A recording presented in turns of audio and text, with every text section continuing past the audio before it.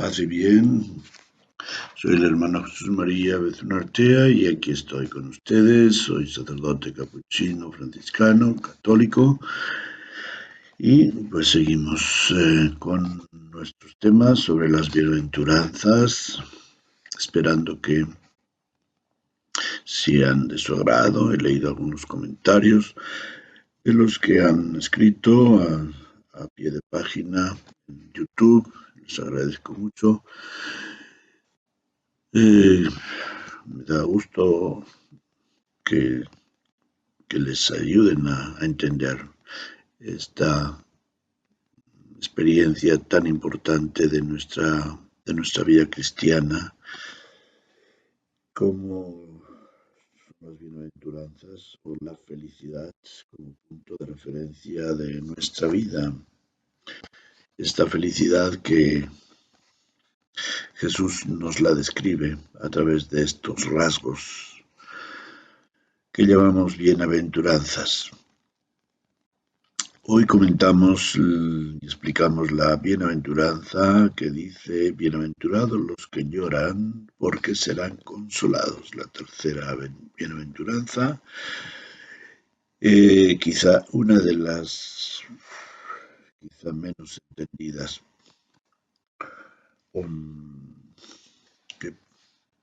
sobre la cual mucha gente se hace cruces sobre cómo puede ser eso de que uno sea bienaventurado cuando tiene que llorar. Bueno, Jesús nos dice: bienaventurados los que lloran, porque serán consolados. O sea, no te está diciendo que mientras estés llorando estés contento, sino que está prometiendo una consolación después de pasar por esa experiencia de las lágrimas.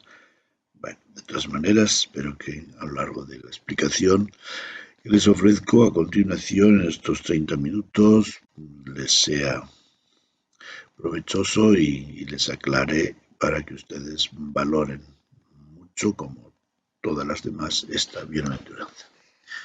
En el Antiguo Testamento se dan circunstancias en las que las lágrimas son motivo para la intervención de Dios. Así, por ejemplo, en Génesis 21 encontramos la historia de Agar e Ismael. Las lágrimas del niño llaman la atención compasiva de Dios.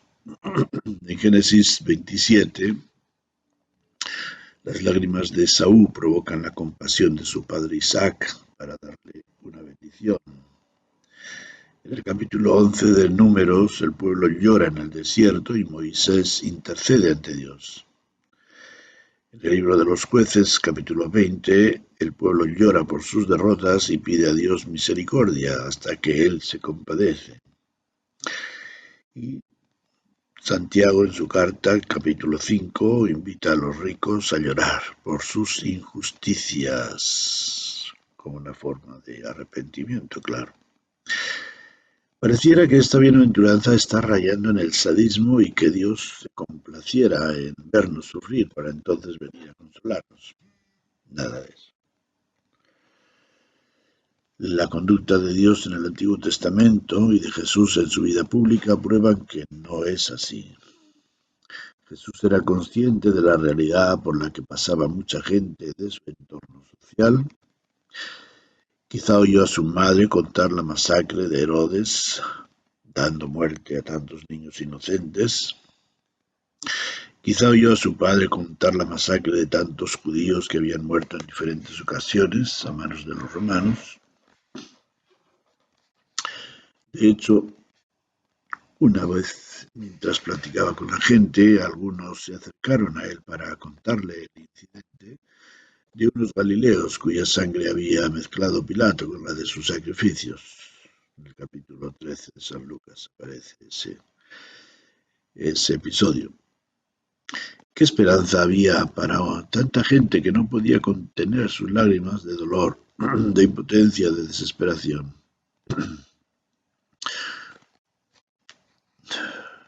Y al decir que esperanza, estoy diciendo qué consuelo podría haber para ellos, porque la esperanza ante alguien que enfrenta una realidad dolorosa es la esperanza de superarla y poder gozar de la victoria o la liberación de tal problema. La misma esperanza que ya el profeta Isaías había anunciado. Enjugará el Señor Yahvé las lágrimas de todos los rostros y quitará el oprobio de su pueblo de sobre toda la tierra, porque Yahvé ha hablado. Se dirá aquel día, ahí tenéis a nuestro Dios, esperamos que nos salve. Este es Yahvé en quien esperábamos. Nos regocijamos y nos alegramos por su salvación. Jesucristo de nuevo renueva su buena nueva de liberación a los cautivos y oprimidos, que a lo largo de los siglos seguirán sufriendo los abusos de los fuertes. Jesucristo está proclamando la esperanza para los defraudados. Está prometiendo voz a los que son callados injustamente. Está ofreciendo un futuro a los que son maltratados desde su niñez. Y a tantos y tantos hombres y mujeres, niños y ancianos, sanos y enfermos, que sufren, que pasan hambre, que mueren solos, que parece no tuvieran derechos. Jesús se dirige a las mujeres de Jerusalén que lo acompañaban por la vía dolorosa, camino del Calvario, y les dice, mujeres de Jerusalén, no lloren por mí, lloren más bien por ustedes y por sus hijos. Asimismo a María Magdalena, que lloraba en el huerto porque creía que habían robado el cuerpo de Jesús, le pregunta, mujer, ¿por qué lloras? Y entonces, al escuchar su respuesta, le dice, María, se deja reconocer y ella rebosa consuelo y alegría. Cuenta el Evangelio que una vez, yendo Jesús de camino con sus discípulos, se encontró con una comitiva que llevaba a enterrar a un joven. Jesús se acercó y vio llorar a su madre. Poniendo la mano sobre su hombro, le dijo, no llores. Y pidió a la comitiva que se detuviera y descubrieran el ataúd. Entonces mandó al joven que se levantara y, dice el Evangelio textualmente, se lo entregó a su madre. Capítulo 7 de San Lucas. En otra ocasión Jesús fue invitado a comer a la casa de un fariseo y una mujer pecadora, de todos conocida, consiguió acercarse a Jesús y ponerse a sus pies, bañándolos con sus lágrimas y ungiéndolos con un perfume. Jesús no se molestó, al contrario. Frente al fariseo que pensaba mal de aquella mujer y del mismo Jesús, le dijo, tus pecados te son perdonados, vete en paz. Lucas capítulo 7. Ciertamente que Dios no se complace ni en el sufrimiento del inocente ni del culpable, pero sabiendo que la cruz se va a hacer presente cada día de muchas formas en la vida de sus seguidores, nos dice, no teman a los que matan el cuerpo, pero no pueden matar el alma. Teman más bien a aquel que puede llevar a la perdición alma y cuerpo. Mateo 10. Inclusive Jesús anunció a los discípulos que tendrían que pasar muchas dificultades, incluso llorar, mientras el mundo se alegraría, pero añadió, vuestra tristeza se convertirá en gozo. Y les puso el ejemplo de la mujer que cuando va a dar a luz está nerviosa y pasa miedo y hasta llora por el dolor del parto, pero cuando ha dado a luz al niño o a la niña, ya no se acuerda del aprieto por el gozo de que ha nacido un hombre o una mujer en el mundo. capítulo 16 de San Juan. ¿Cómo y cuándo consolará Dios a los que lloran? ¿Cómo y cuándo volverá la paz a los corazones angustiados? ¿Cómo y cuándo se apiadará Dios de los millones que sufren hambre y opresión? No lo sé, pero ahí está el anuncio de Jesús. La viuda de Naim no pensó que su hijo resucitara. El padre del hijo pródigo no estaba tan seguro de que su hijo regresaría.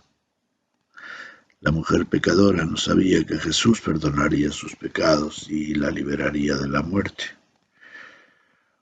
Ni María Magdalena esperaba encontrarse con Jesús resucitado, pero esos y otros muchos prodigios sucedieron en la vida de quienes dieron a Dios la oportunidad de entrar en su historia y en su sufrimiento.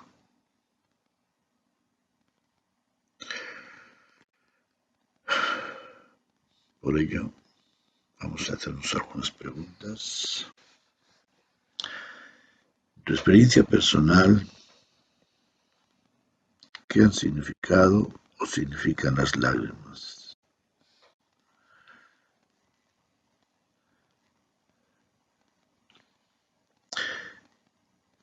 ¿Ha tenido algún sentido esta bienaventuranza? Precisamente en esos momentos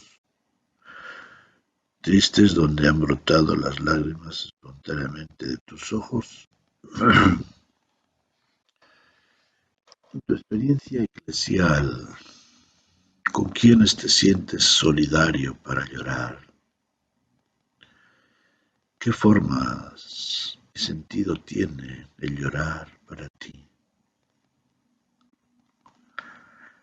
Porque sí, este aspecto es importante, el ponerlo de relieve. Las lágrimas solidarias, llorar con los que lloran, como las mujeres de Jerusalén lloran por Jesús, solamente que él lo reconoce, pero él dice, no lloren por mí, lloren por ustedes y por sus hijos. Llorar con, llorar por otras que sufren. Es una manera de compasión, de empatía, de apoyo emocional y espiritual.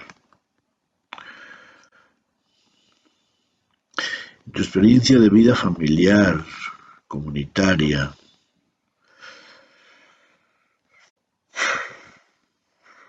has visto que las lágrimas son una forma de hacer comunidad y solidaridad.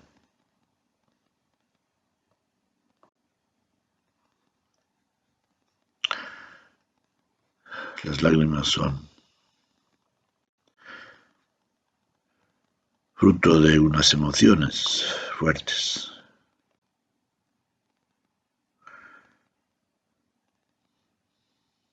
Que pueden ser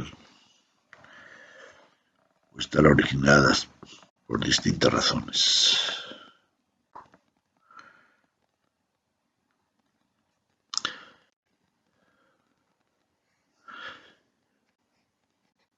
Escuchemos un pedacito del Evangelio del capítulo 26, final ya del capítulo 26 de San Mateo, de la Pasión de Jesús, las negaciones de Pedro, versículos 69 al 75. Pedro, entre tanto, estaba sentado fuera en el patio, y una criada se acercó a él y le dijo, también tú estabas con Jesús el Galileo. Pero él lo negó delante de todos.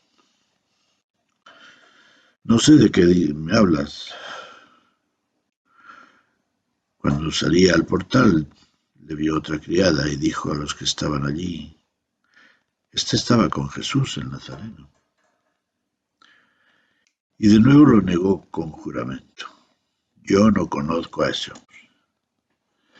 Poco después se acercaron los que estaban allí y dijeron a Pedro: «Ciertamente tú también eres de ellos, pues además tu misma habla, tu acento te descubre». Entonces él se puso a echar imprecaciones y a jurar: «Yo no lo conozco a ese hombre, no sé quién es, no tengo nada que ver con él». E inmediatamente cantó un gallo. Y Pedro se acordó de aquello que le había dicho Jesús: «Antes de que el gallo cante, me habrás negado 3 veces». Fue como una bofetada, tan amarga que, dice el Evangelio, saliendo fuera, rompió a llorar amargamente.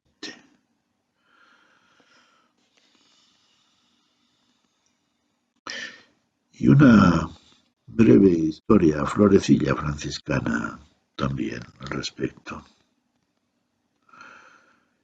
En cierta ocasión, dicen, la leyenda, una de las leyendas, uno de los escritos biográficos de San Francisco, en aquel tiempo se llamaban leyendas, algo que había que leer. Bueno, en cierta ocasión, al principio de la orden, cuando el bienaventurado Francisco empezó a tener hermanos, moraba con ellos en Ribotorto. Una vez a medianoche, cuando los hermanos descansaban en sus yacijas, un hermano exclamó diciendo: «Me muero, me muero». Todos los hermanos se despertaron, asustados. El bienaventurado Francisco se levantó y dijo a los hermanos: «Levantaos, hermanos, y encended la lámpara». Cuando tuvieron luz, Francisco preguntó: «¿Quién es el que ha gritado me muero?». Y un hermano respondió: «He sido yo». El bienaventurado Francisco le dijo: «¿Qué te ocurre, hermano? ¿Por qué te vas a morir?». «Me muero de hambre», contestó él. El bienaventurado Francisco, hombre lleno de caridad y discreción, no quiso que aquel hermano pasase vergüenza de comer solo. Mandó preparar enseguida la mesa y comieron todos con él. Eso es solidaridad, compasión, empatía, llorar con el hermano.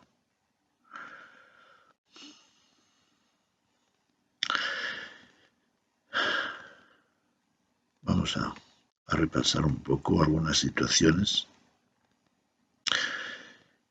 para entender mejor lo que significa este llorar. ¿Quiénes lloran? Lloran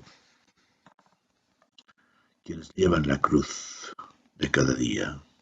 Puede ser de enfermedad, de pobreza, de soledad, abandono, violencia. Lloran quienes sufren falta de recursos materiales, quienes sufren falta de educación escolar, quienes sufren falta de trabajo, quienes sufren la falta de cariño, quienes sufren la falta de una alimentación suficiente, sufren quienes tienen que, o lloran, bien, los que sufren los abusos del poder, del trabajo, en la sociedad, abusos sexuales, discriminaciones.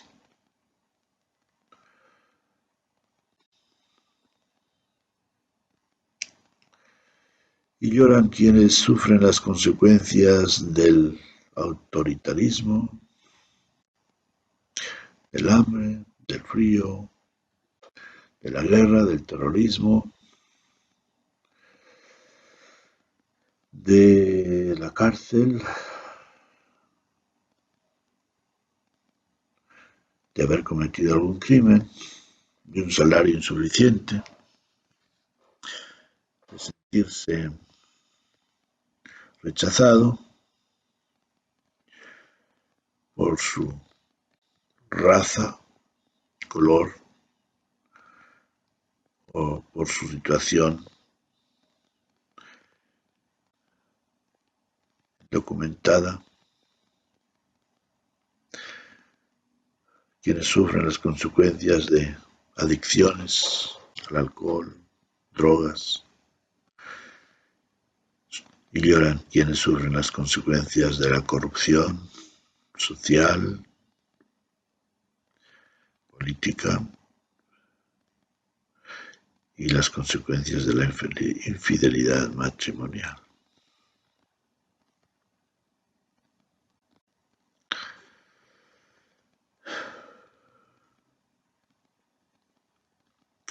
Todo esto nos lleva a sentir la necesidad de abrir los ojos a tantas realidades que nos rodean y que pueden pasar desapercibidas por nosotros día a día. Y nos privamos del consuelo que seguirá a esa compasión con quienes lloran y sufren.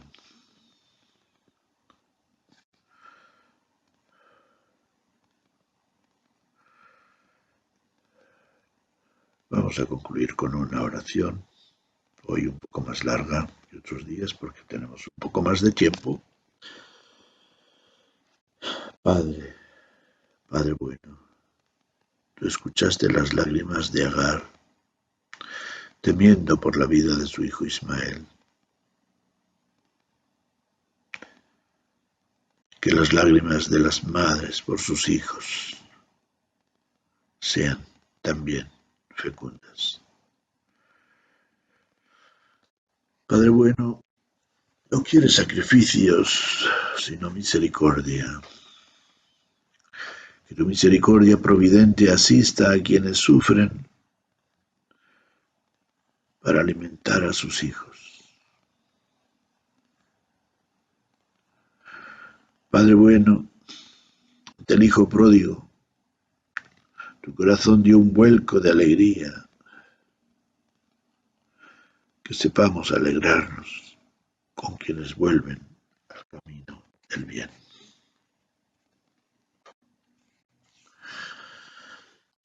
Jesucristo, Jesús, Mesías, Salvador, Señor nuestro. Tú te conmoviste ante las lágrimas de una viuda, te acercaste a ella, le regresaste a su hijo, que había muerto. Acércate a la vida de tantas otras viudas, madres que sufren el abandono de sus hijos. Jesús, Señor, Salvador, tú lloraste ante tu amigo Lázaro, ya difunto. Danos lágrimas de compasión ante quienes sufren. Jesús, Señor, Salvador nuestro. Tú consolaste a María Magdalena, que lloraba cerca de tu sepulcro. Haznos sentir tu presencia en las pruebas.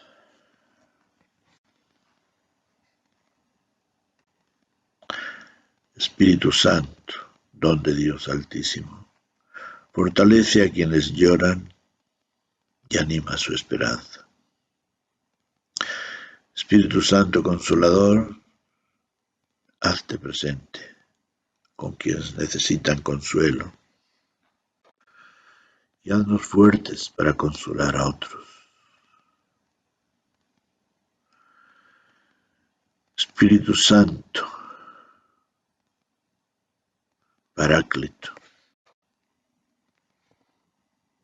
Danos palabras sabias para defender a quienes son víctimas de los abusos de nuestra sociedad, por tantas razones, económicas, sociales, raciales o religiosas incluso.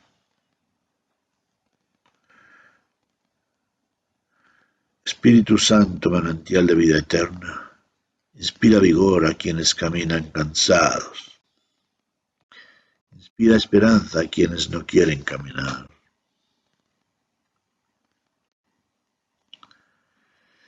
Y Santísima Trinidad, Padre, Hijo y Espíritu Santo, misterio de amor inefable, enciende en nosotros el fuego de la compasión que nos lleve a llorar con los que lloran y acompañar a los que sufren.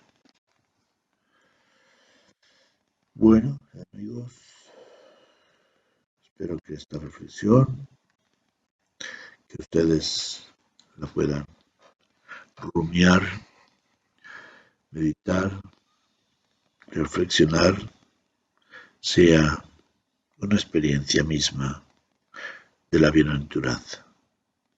Les reporte el consuelo frente a las circunstancias dolorosas o difíciles por las cuales estén pasando.